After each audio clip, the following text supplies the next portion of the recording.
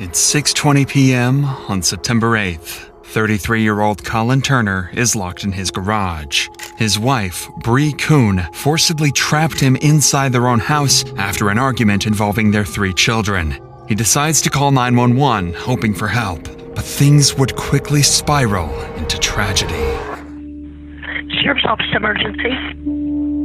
Hi, you guys have been out to my house twice today, and then most recently the deputy talked my wife into letting me in the house, and then she locked me in the garage and tried to break my arm when I was trying to get back inside. And then when I tried to What was that? You just shot me! Oh, got the security with somebody. She's driving. She just shot him. Immediately, the dispatcher realizes the severity of the situation, rushing officers to the scene. However, these officers have no idea what they are blindly walking into, because Kuhn isn't just anyone. She is a high-ranking officer in the U.S. Navy. But to understand how things escalated this far, we first need to look at the events that took place prior to this call, because this wasn't the first time police showed up to Bree and Colin's house that day. In fact, police had been to the house 2 times prior to the shooting. The first 911 call would be made by Bree at 12:53 p.m., where she would make a worrying claim. Sheriff's Office emergency. Hi, can I have a police officer come to my house, please? 6184. Okay, what's going on? My husband pushed me up against the wall and threw me on the floor. Okay. Does anyone have any weapons? No, there's none in the house. And what's your first and last name? Bree Kuhn. I don't want him to take my daughter. Okay, give me one moment so I can have my deputies on the way, okay? Don't hang up. Police immediately rushed to the scene. Upon arrival, however, they were met with an unexpected sight. Colin, Bree's husband, was seated outside, already waiting for them, not Bree, who had made the 911 call. We talked to you guys separate. His daughter, if I go inside, when we go inside and talk to you. She's got a shotgun and her pistol in the bedroom with her. Okay. And my pistol is on the dashboard of my truck. I'll put it there all pretty for you. Okay, you stay out here, man. I'm stolen. Her name's Bree. Her name's Bree. She got both the kids in there with her. Alright. Do me a favor and lift your shirt up a little bit. Yeah, of course. So why don't you give me a rundown on what happened during your argument? Alright, so she called you right now because she figured out that I want to take my kids to my parents' house in Georgia. More for me, I guess, me to have a break from her. A little bit of backstory. In March, she tried to after she was inpatient, and then she was outpatient group for a while. She got kicked out of that group. So she was diagnosed with borderline personality disorder in March or April. Got kicked out of her first therapy group, got kicked out of her second therapy group, and she skipped her last 2 individual therapies.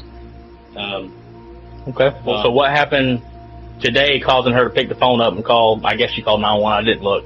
She found out I was packing my car. That's what the upset was? Yes. That you're going to Georgia to see their grandparents? Yep. And then was she allowed to go? Like, did you plan on her coming? No, I didn't plan on her coming. Okay, you're just going to do it, take a break? Yeah. And they're your kids, right? They're my kids. Okay, y'all are married, had kids? Married. They're your blood? They're both of our kids, and then I have a stepdaughter who's probably going to be here about 45 minutes from school. Okay. And my stepdaughter is fully hers legally, and she told me before, if I tie these my 12-year-old, she said, if you take, I can't stop you from taking the little kids, because they're yours, but if you take my 12-year-old, I have press charges. Colin clearly fears for his kids' safety because of Bree's mental health, and he tried to take matters into his own hands. He had decided that taking the kids away temporarily would be best for them, but Bree refused to let this happen. This morning, my laptop was missing. Been all around the house for it. Finally, wait a minute, the dishwasher was running all night with my fucking MacBook in the dishwasher. It's a $2,500 computer. So it was the start, well, I guess, culmination of a long bad tap. Okay. And cut me off from all the credit cards she has control over. She's the primary breadwinner in the family. It's worth noting that Colin had also been in the Navy, but had retired early. With little financial support from him, Bree took on the responsibility of covering the family's expenses, and her job as a high-ranking Navy officer became the primary source of income for the family. Perhaps that's why she felt entitled to take away all of Colin's credit cards. But that would not be the only thing she tried to take away from him. It's not healthy for the kids to be around it. She's made repeated comments to the kids, the 3 and 4-year-old, since, well, today. Well, police are coming to save us because Daddy hurt Mommy. First of all, I didn't. Second of all, you don't tell a child that. Sure. Was at any point in time, did it get physical? I told you I tried to grab my daughter last night, and she got physical and stopped me. So I backed the fuck off at that point. That kind of allegation is the last thing I need. At this point, police couldn't intervene without clear evidence of violence. Colin denied laying hands on Bree, and with no visible injuries, signs of a struggle, or immediate threat, officers decided to leave the residence. But just before they left, Colin made a chilling remark. It's going to be the first who crosses the line, you know? But it sucks, man. Yeah. Well, we can't be getting too far into people's lives. I mean, if a crime occurred, yeah, good to go. But Like what? A crime occurred? A crime occurred. So if she slapped across the face and you got claw marks and a red handprint on your cheek, that's different. You say, yeah, she slapped me. I believe you. I see the handprint. I almost wish. Nobody could have expected that this comment would eerily predict the tragedy that was about to unfold.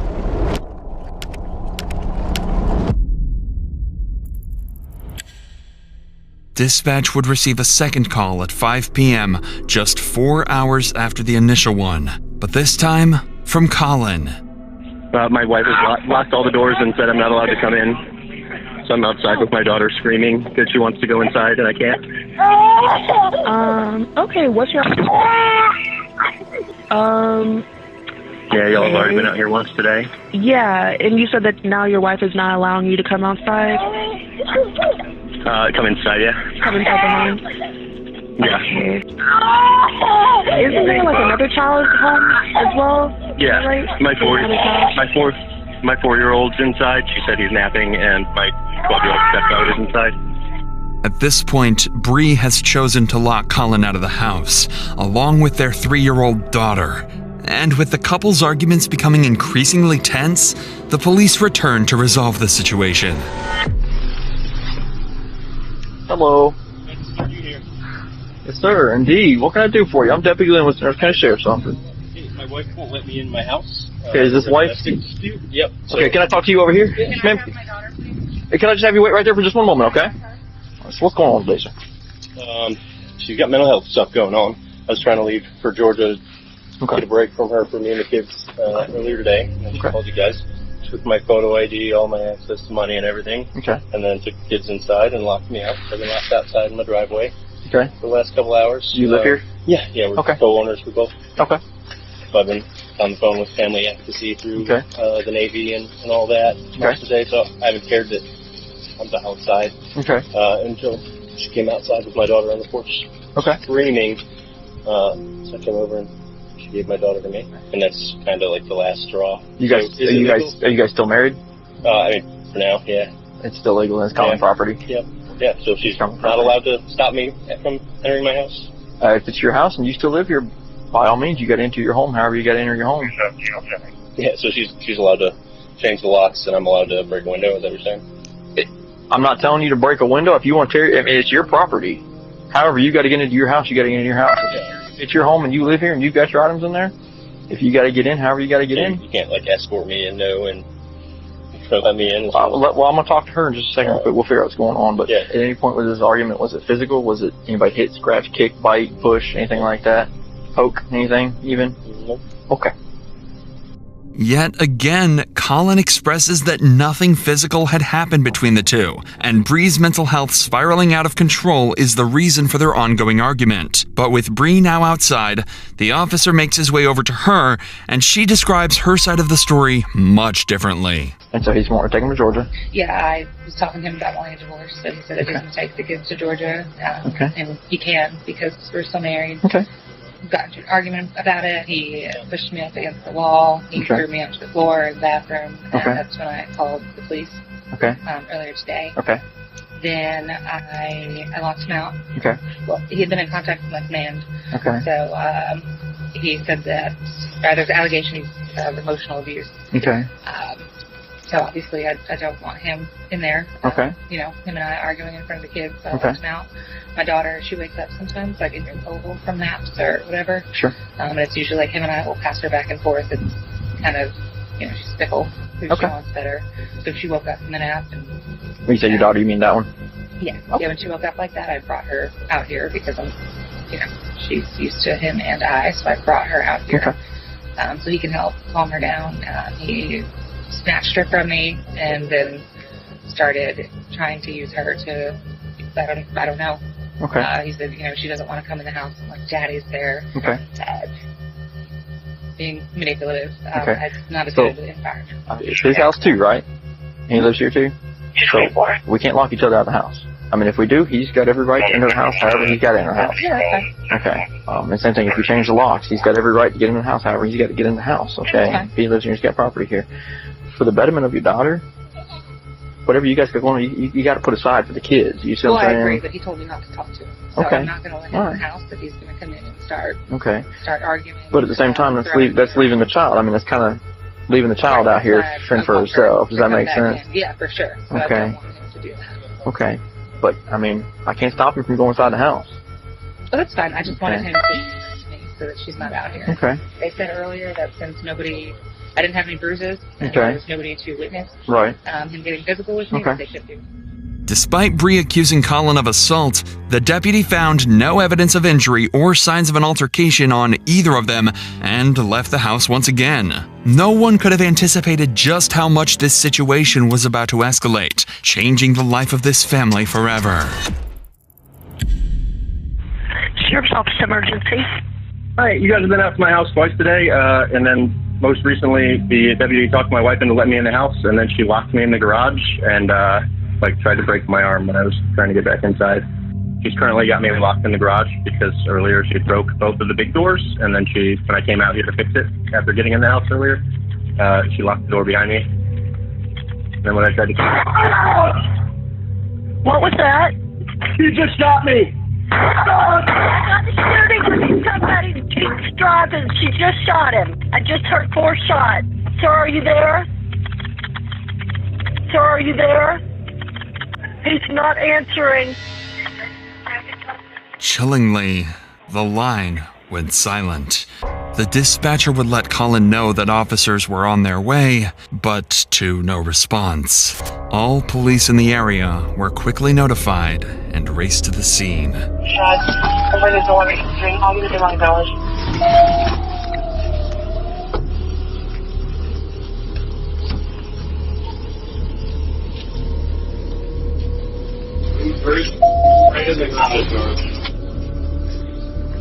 Anybody else in there? Can we open this? Police would arrive just minutes later, but by then it would be too late. Colin was found deceased in the garage, lying in a pool of his own blood. While forensic investigators processed the scene, other officers secured Bree, who appeared to be in a state of shock. This is Debbie Lowe. Come here, sweetheart. It's okay. Are you in shock? Well, do me a favor. Can you, if they're working on it right now. Okay. I need you to go with this deputy, have her see her car. She's going to hang out with you. Take her. I'll get EMS to come check her out. She's the shooter. Where's your kids at? Right, that's my oldest right there. Okay. She's 12. Her dad's name is Runner. He's in the DEA. Okay. All right, have a seat. Have a seat. I don't know yet, man. I just got here. No, I'm fine. That's just my kids. My husband. Are the kids in the house? No, they're with the neighbor. He's dead. I saw him and I tried to help, but he was dead. Well, let's not talk about that right now, okay? My kids don't have a dad or a mom now.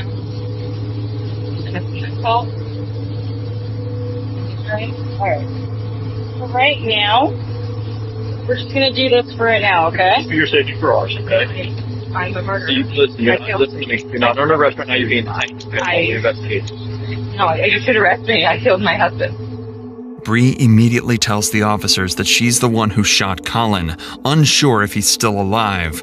She appears stunned and confused. She then says the children are at the neighbor's house, and officers go to verify their safety. Hello, Mr. Jinx? I'm sorry, Mr. Curtis? Yes, sir. Okay, we're on Jinx. I'm sorry about that. That's right. Do you have the 3 children over here that belong to Bree? Yes. Okay. They're here. Are they okay? Can I put my eyes on them real quick? Yes. I think she saw it. She's in a crying ball and her eyes out right now. He says that she brought them over about 5 minutes ago, no more than about 5 minutes ago. So, I don't know which one of the children saw it. The 2 little ones aren't crying or upset, but the 12-year-old, 13-year-old, I think it is. We'll get she's obviously upset, so she's obviously seen something. I'm not talking to her. Yeah. She's sitting there on the couch.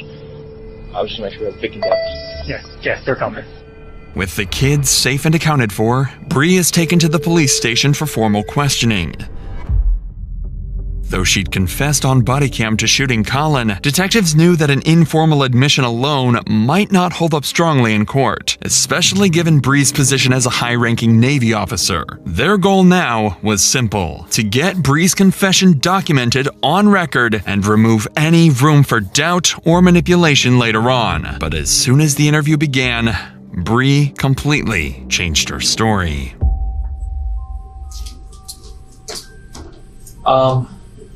I talked to a lot of people tonight. Okay. But I feel like your voice is the most important. I want to give you the opportunity to kind of explain. He pushed me up against the doorway. He threw me on the ground and said nobody would believe me because I was a crazy bitch. I told him that I wanted a divorce. And so he was just trying to take the kids. He was in the garage again and I locked him out. He tried coming in, so I blocked the door and he kicked my foot and was trying to push to go to the door. And I was trying to keep him out. I shot him. He was still coming towards me. I don't think I shut the door. Bree claims she shot Colin in self-defense. She tells the detectives that she was assaulted by Colin and feared for her safety. However, her story is inconsistent with what the officers witnessed on the scene. Bree had no visible injuries to support her claim, and so the detectives continue pushing for answers to make a clear timeline of events. How many times did you shoot him, Bree? I didn't need to shoot him. He said something and just the look on his face. What was the look on his face? He was gonna kill me. Where did you get the gun when you said you came to the door? Did you already have the gun in your hands? Why did you have the gun when you went to the garage door? I just wanted them to go. Why didn't they arrest him when I called the police? Why didn't they arrest him? I didn't want him dead. I wasn't out there. Bree evades their question by shifting the blame entirely onto the officers. Failing to accept responsibility for the killing, Bree now decides to stop answering any questions entirely. I don't want to talk about it anymore. I have to talk to my dad. We'll get you a phone book. It's real important for us to understand your perception of what was going on with your husband. I don't want to answer any more questions. I have to talk to my dad. Before we let you call your dad, can we give you just a little bit of information so you understand how important it is that we get your statement? Bree, he was on the phone with 911 when this happened. Okay, so we have an audio recording of when this happened and what was going on. Okay. The only thing that we have on that recording is your husband talking to our dispatch saying that you locked him in the garage. Okay. Your husband is calm. Okay. And then the second later, the door opens. One shot goes off. He tells our dispatch, she just shot me. About 5 more seconds go by and 3 more shots go off. Okay, that is very important information, but we can only see so much of it. It was me. What was you? I shot him. I told you. What was he doing? You said he made you do this. Towards me. No. I didn't say that, and I don't want to answer any more questions. I want to talk to my dad. I need a lawyer. Knowing she does not have much of a self-defense case, she brings the interrogation to a sudden end. The officers then allow Bree to call her father, and she wastes no time telling him what went down. Hello? Daddy. Hey. Where are you? I'm in an office. Daddy. You're at the police? Yeah. You're at the police station? Yeah. I I killed Colin. I know you did. I know you did. I'm just trying to figure out why. Threatening you or... Even to her father, Bree fails to give him a reason for the killing and doesn't confirm that Colin had actually been threatening her at the time. And despite Bree's previous claims, the interrogation ultimately concluded with her being arrested. During her trial, Bree was found guilty of murdering her husband, Colin Turner. Here's what actually happened. After the cops left following their second visit, Colin entered the house to collect his belongings, which Bree had taken from him hours earlier. When Colin stepped back into the garage, Bree locked the door behind him, trapping him inside. It was then that Colin messaged friends and family before making the 911 call. During the call, Bree returned, opening the door with a gun in her hand. While Colin was still on the phone and Bree stood behind him, she fired 4 shots into his back, leaving him with no chance of survival. In September 2024, Bree Kristen Kuhn was convicted of first-degree premeditated murder and sentenced to life in prison without the possibility of parole.